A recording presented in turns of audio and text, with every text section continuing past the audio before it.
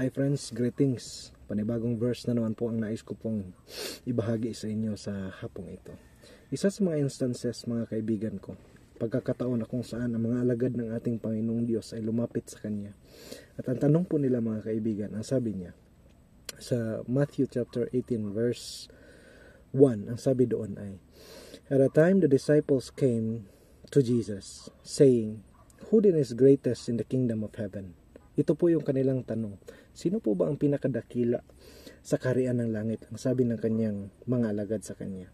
Ang tugon ni Jesus sa akla sa verse 2, ang sabi niya, Then Jesus called a little child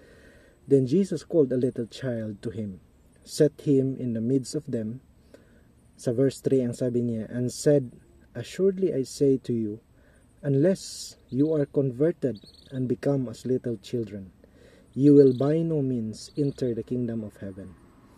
Therefore, whoever humbles himself as this little child is the greatest in the kingdom of heaven. Whoever receives one little child like this, in my name receives me. So, napakasimple po ng atin pong matututunan dito. If we did not learn humility, mga kaibigan, ay hindi po tayo makakapasok sa langit.